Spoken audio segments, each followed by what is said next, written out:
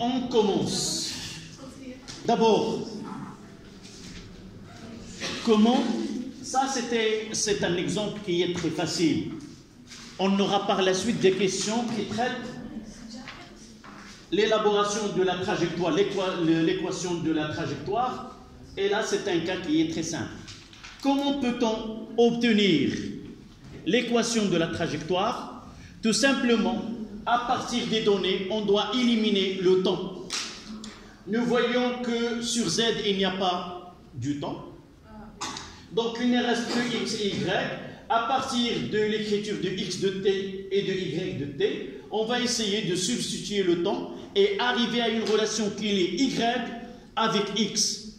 Y avec X, c'est l'équation de la trajectoire. X en fonction de temps, Y en fonction de temps, ce sont des équations horaires. La première des choses, c'est différencier comment on nomme ces grandeurs-là. D'accord? Donc, une phrase pour compléter. Pour déterminer la trajectoire de G, pour déterminer la trajectoire du point G, pour déterminer la trajectoire du point G, il faut éliminer le temps.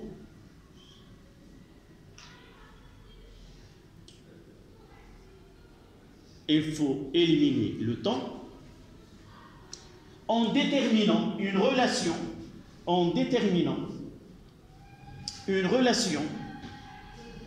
entre X, Y et Z, en éliminant,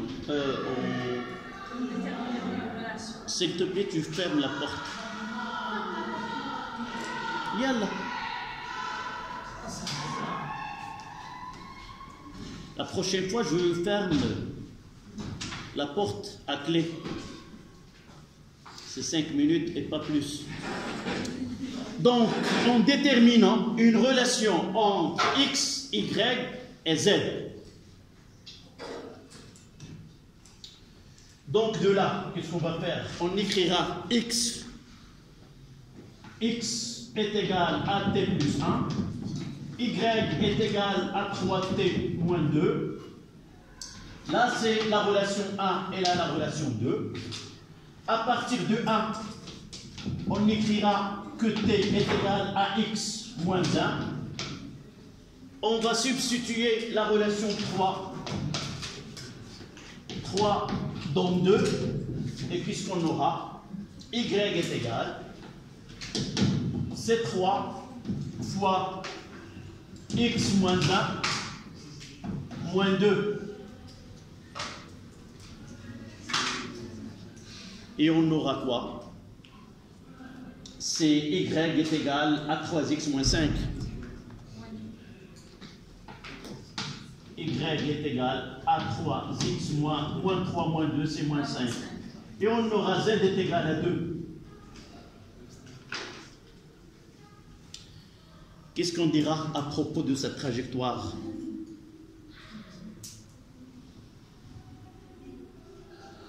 D'abord, il y a une relation entre X et Y dans le plan. Donc, nous disons dans ce cas-là, si nous prenons là c'est Z est égal à 2. Si nous avons Z est égal à 0, on aura là. En quel plan on se situe si Z est égal à 0? Vous écrivez, tu m'as dit Leïla tout à l'heure. Est-ce que tu écris?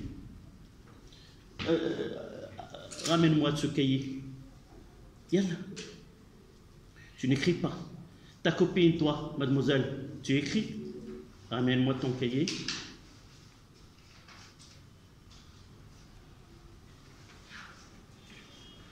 Tu ramènes tes affaires et tu t'assois là. Mademoiselle, tu passes au surveillant général. S'il te plaît, tu passes au surveillant général. Tu lui dis, le prof de physique m'a fait sortir. Je n'écris pas. Ben, ramène-le. Tu vas le ramener. Yallah.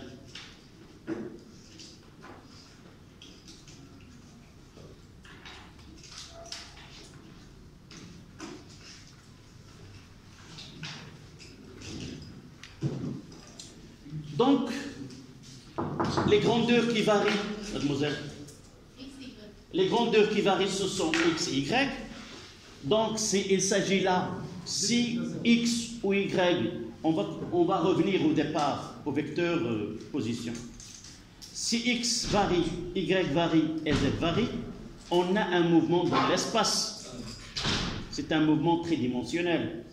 Si une grandeur, une coordonnée qui ne varie pas, et les autres, c'est un mouvement plan. Donc, dans ce cas-là, si z est égal à 0, on se situe dans le plan OIJ. Mais dans ce cas, z est égal à 2, on se situe dans un plan où z est égal à 1. Donc, le mouvement est un mouvement plan que s'effectue dans le plan z est égal à 2. Et quel est ce mouvement-là? Y est égal, c'est une fonction qui est affine. Et par la suite, c'est facile de tracer. Là, on aura y et la x, on trace la droite. Et on peut déterminer l'équation de la trajectoire. Dans ce cas-là, c'est une droite où y est égal à 3x plus 1. Donc, on essaie de dire comment traduire ceci par une phrase. Puisque x et y varient au cours de temps et z ne varie pas, on dit un mouvement plan. Connaissons la valeur de z, si 0 s'effectue dans nos plans OIJ, si nous avons z différent de 0, est égal à une valeur donnée, plus 2, ça veut dire on cherche z est égal le plan qui passe parallèle à OJ et là z est égal à 2. D'accord? Donc vous notez. Le mouvement de G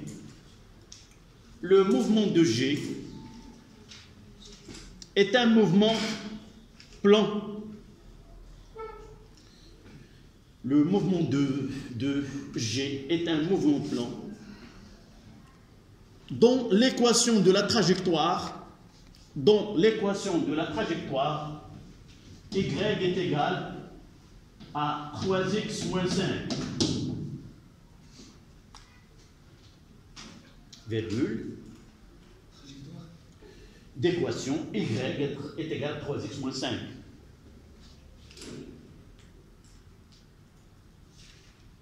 Virgule. Cette trajectoire appartient au plan. Cette trajectoire appartient au plan. Z est égal à 2. Z est égal à 2.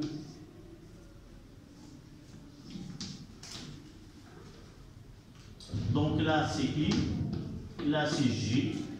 Donc le mouvement s'effectue dans ce plan-là.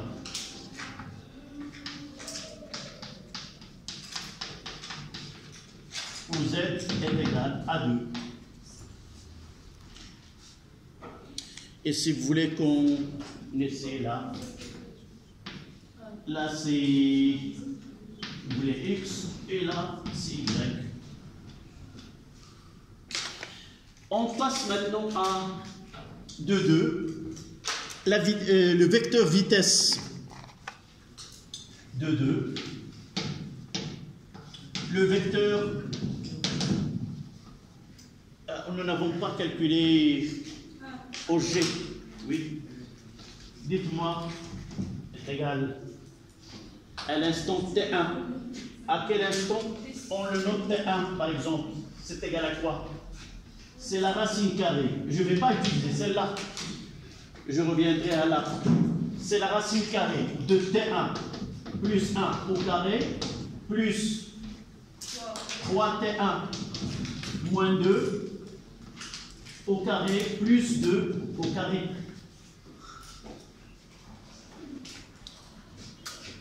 C'est-à-dire 4 au carré plus 7 au carré plus 2 au carré, ça donne presque, j'ai devant moi la valeur, 8,31 mètres, égale à 8,31 mètres. Voilà.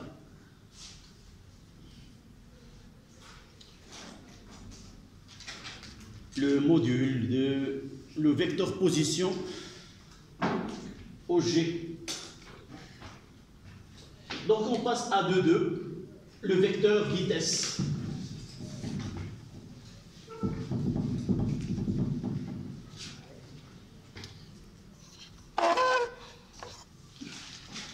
Le vecteur vitesse.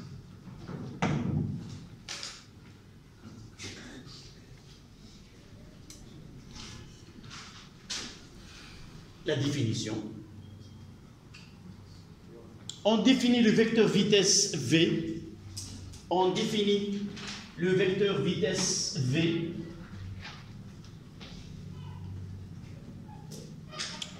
comme la dérivée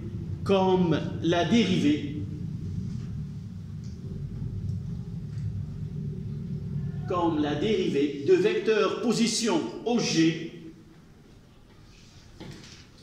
comme la dérivée du vecteur position en fonction de temps. La dérivée de vecteur position OG en fonction de temps. Ça veut dire quoi? Par une relation mathématique, c'est D de OG sur DT.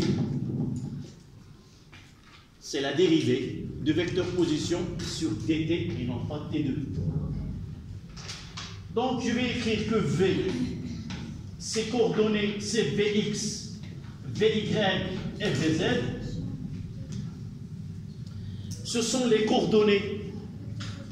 Ça veut dire le coordonnées sur l'axe des X, l'axe des Y et l'axe des Z. Ce sont des valeurs algébriques, peuvent être positives ou négatifs, qui est égal à d de x sur dt, d de y sur dt et d de z sur dt.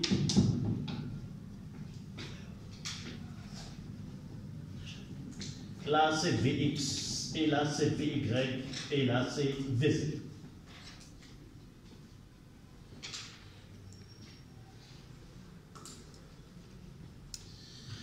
D'après cette définition-là, on ne va pas le montrer, d'après la définition de dérivée, on montre que le vecteur vitesse est toujours tangent à la trajectoire. D'après cette définition, le vecteur vitesse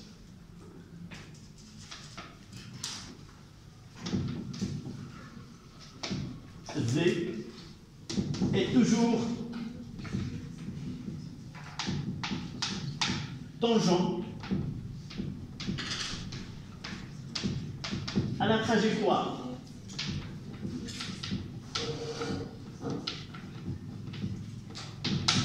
En chaque point de cette trajectoire. Je vais faire un petit schéma.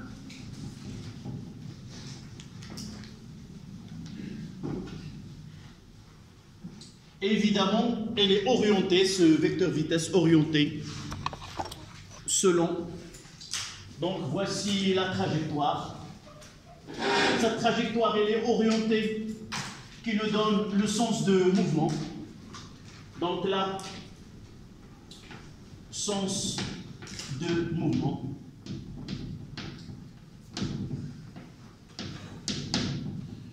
Je changerai la couleur de la trajectoire en blanc.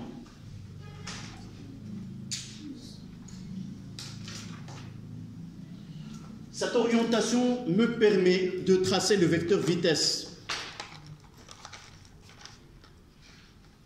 Donc je dois tracer la tangente ici. Là c'est la tangente et ça sera V à l'instant T1. De même ici, là c'est la tangente et je ferai V de G à l'instant T2.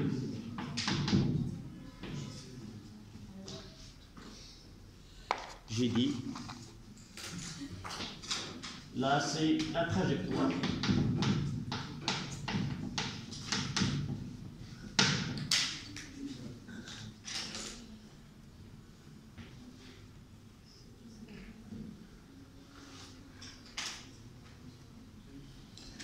N'oublions pas que V qui est égal à V est égal à la racine carrée de Vx carré plus Vy carré plus Vz carré. C'est la même, c'est de la mathématique. C'est ce que nous avons fait avec OM. L'unité de V, c'est une longueur fois T moins 1, c'est-à-dire mètre seconde moins 1.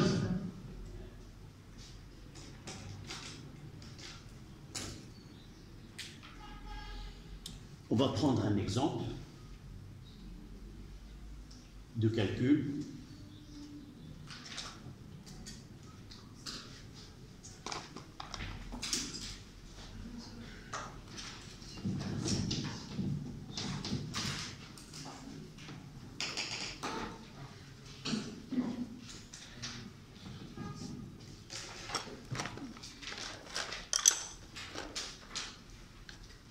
Je donnerai OM.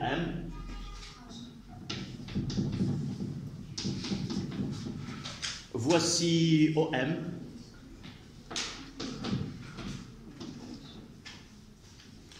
C'est 2t carré plus 3t plus 1. Là, c'est 3t plus 2. Le 3t moins 2. Et sur Z, c'est 2.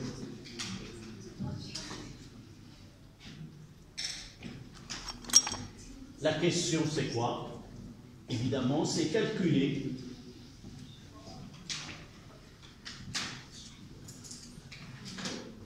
les coordonnées de vecteur vitesse au cours de temps.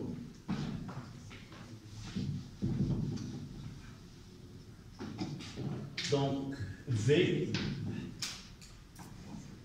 Vx, Vy et Vz.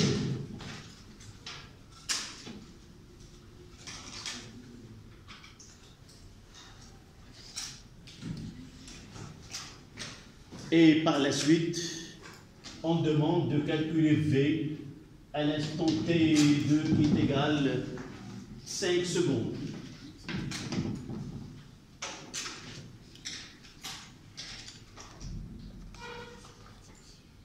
Donnez-moi les coordonnées de V. Vx, c'est quoi? D'après la définition que je viens d'effacer. C'est la dérivée de x. Donnez-moi la dérivée de x de t là. Là, c'est x de t. Là, c'est y de t. Et là, c'est z de t. 4t plus 3. Donc, Vx égale à 4t plus 3. Vy est égal à 3. Et Vz est égal à 0.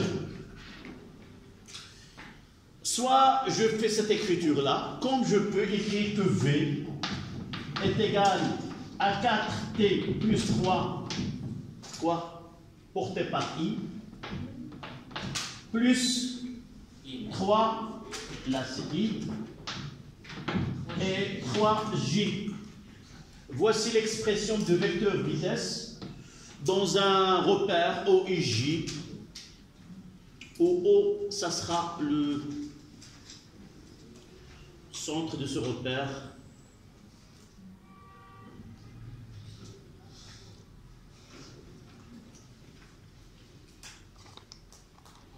Donc V à l'instant T2 est égal, comme nous venons de voir, c'est la racine carrée, là.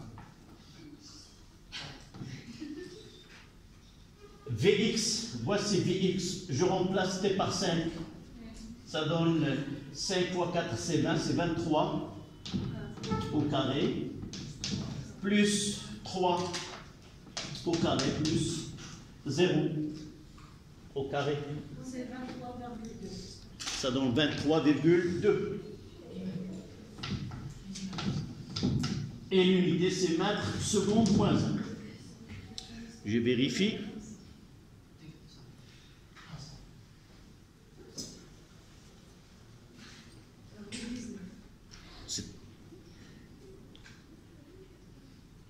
D'accord. Donc 5 fois 5, c'est 20, 23. Ça y est, vous avez vérifié 17, combien? 23,2. D'accord.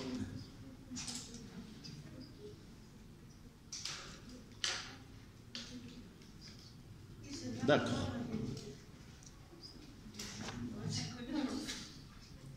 On passe maintenant à vecteur accélération.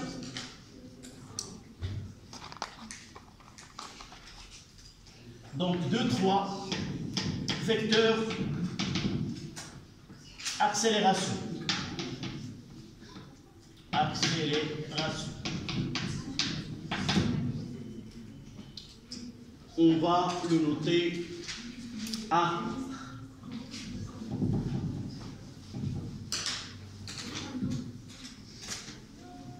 « 23,2 mètres. Ceux qui n'ont pas terminé d'écrire, c'est 23,2 mètres seconde moins 23,2. D'accord? Donc, prenez la définition. On définit le vecteur accélération A.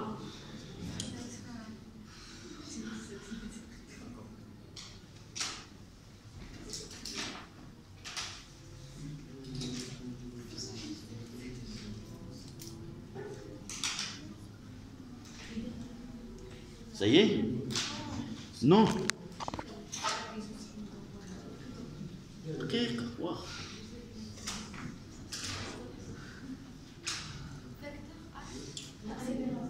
2, 3, vecteur accélération.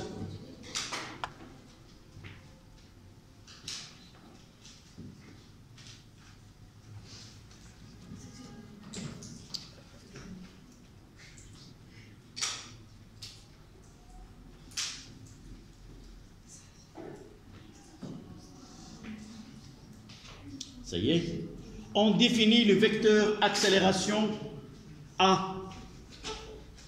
On définit le vecteur accélération A avec vecteur évidemment comme la dérivée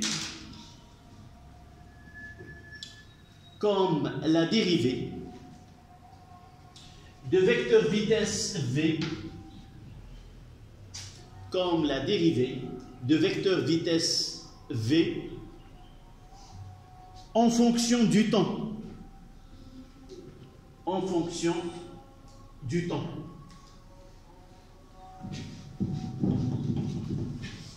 À la ligne, vous allez noter cette phrase mathématiquement. A est égal à d de V sur dt. C'est la dérivée de vecteur vitesse par rapport au, si vous voulez, en fonction de temps. Si nous remplaçons V par dérivée de Cauchy, on aura A, c'est exact, A est là, AX, AY et AZ.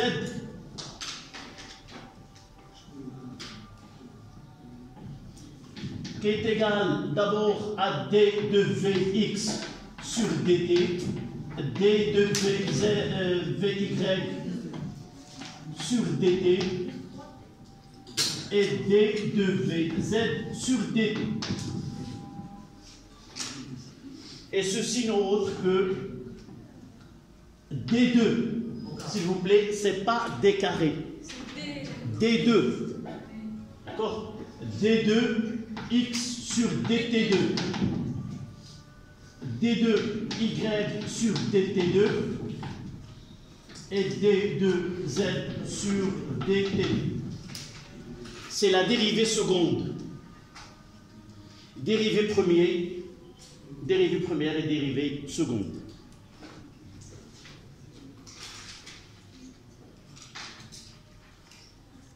On prendra comme d'habitude un exemple.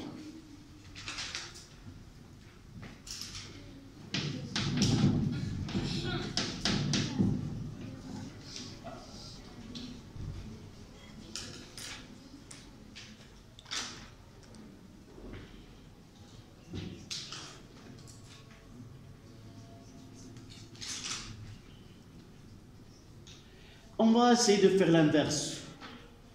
Je vous donne A et je vous demande et on cherchera les équations horaires. Voilà, on va faire ce travail, ce que tu viens de dire. Chercher primitif premier, primitif second. Donc A, c'est 4, 0, 0. Et je vous donne V à l'instant t est égal à 0. Là, c'est 2, là, 0, et là, 0. Et je vous donne OG à l'instant t est égal à 0. Là, c'est 2, 0, 0. Ça, ce qu'on appelle les conditions initiales. Ce que j'écris. Je ne sais pas pourquoi j'ai espacé trop. Là, je dois écrire de même hauteur, là. J'ai écrit là, c'est 2, 0, 0. Et là, 2, 0, 0. J'ai dit, on va... Mademoiselle? De là à là, c'est la dérivée de V. Et de là à là, c'est la dérivée. Si je remplace Vx, c'est d de x sur dt. D sur dt, d sur dt, ça sera d2 de x sur dt2. D'accord? Là, j'ai dit ce sont les conditions initiales.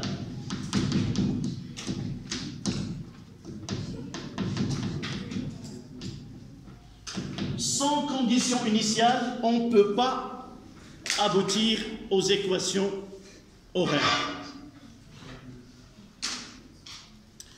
Donc on vous demande V de t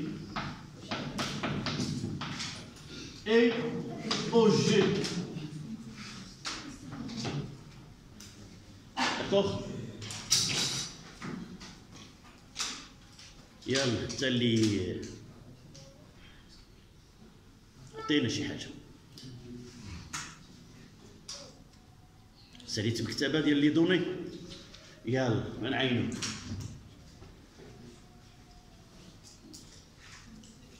ماشي زعما الوقت ديالك تبقى شاد.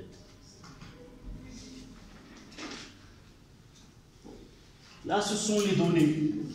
Et là, on va essayer d'appliquer, mais dans le sens inverse.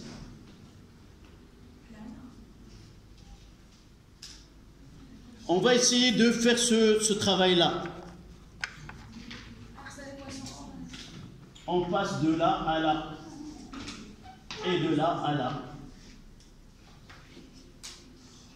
D'accord? Donc nous avons AX. Et nous voulons chercher VX. C'est la fonction primitive. La fonction primitive. Donnez-moi la primitive de... C'est 4t plus une constante. On va, puisqu'on constante, c'est une vitesse. Donc on va la noter. Est-ce que vous êtes d'accord? On écrira 4t plus V0 sur quoi? Sur quel axe? X. V0x. C'est très bien. Pour la deuxième, c'est 0. Donc ça sera une constante. En constante, on va la nommer V0 Y. Et de même, on aura ici V0 Z. Si la constante est... Celle-là est une constante à l'instant t est égal à 0. À quoi t'égale V0x d'après les données? 0. Non. 2. C'est la valeur de V à l'instant t est égal à 0, c'est 2. Oui. Donc ça sera est égal à 4t plus 2. Et là, c'est combien? C'est 0. Et pour Z, c'est 0. C'est une constante, et voilà V0. Là, c'est V0x, et là, c'est V0y, et là, c'est V0z. Vous êtes d'accord? Ou je reprends? C'est... D'accord.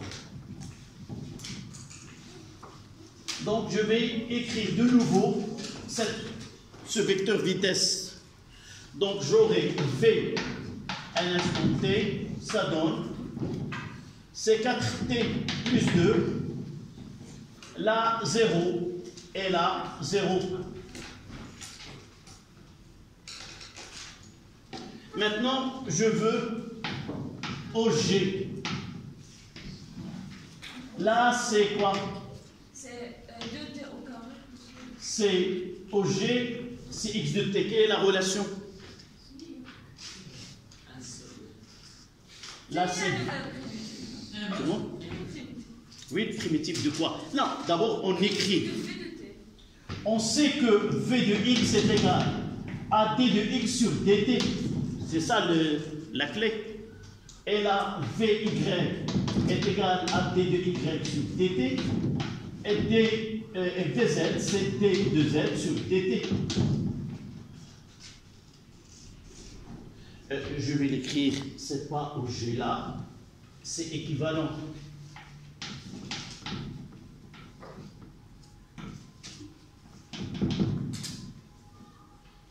Donc, j'écrirai au-dessous au G. Donc, pour trouver x, il faut chercher la primitive de Vx. Ça donne combien? C'est 4t. T plus 1 sur 1 plus 1, c'est 2t carré. Plus 2t carré plus 2. T plus quoi? Quelle constante? On parle des... Non, non, non. Le symbole, tout simplement. Comme ça. x0 plus x0. Une constante qui prendra la même expression, sauf on lui donne à l'instant est égal à 0. Pour celle-là, c'est une constante. Cette constante, c'est quoi? y0. Et de même, z0. Et à partir des données, OG0, c'est quoi? C2, 0, 0. Ce qui nous donne quoi? 2t carré plus 2 plus 2t plus 2, 0, 0. Donc, vous avez écrit cette partie? Non? Il y a uniquement pour résumer. On va appliquer ceci par la suite.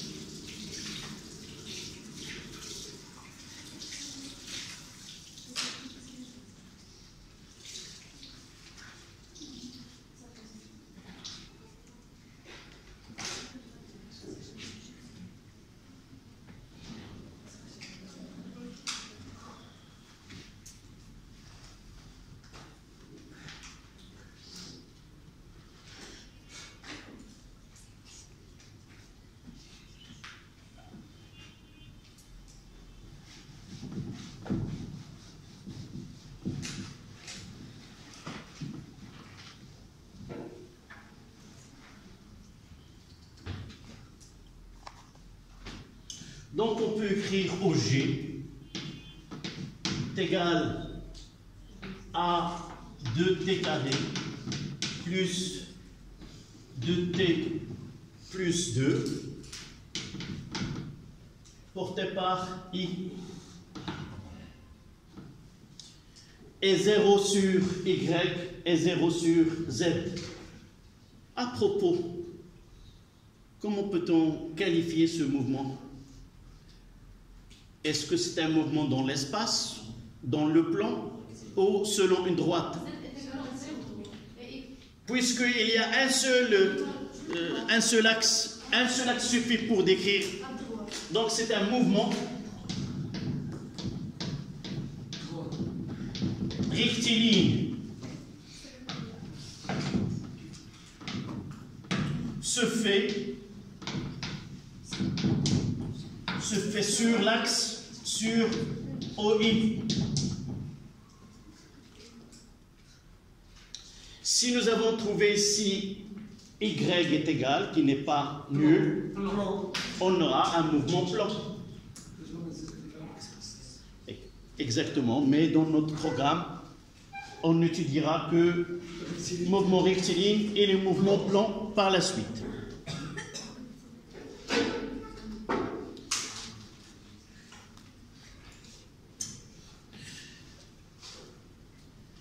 Donc le prochain 3 en chiffre romain, ça sera, on va essayer d'étudier quelques mouvements particuliers.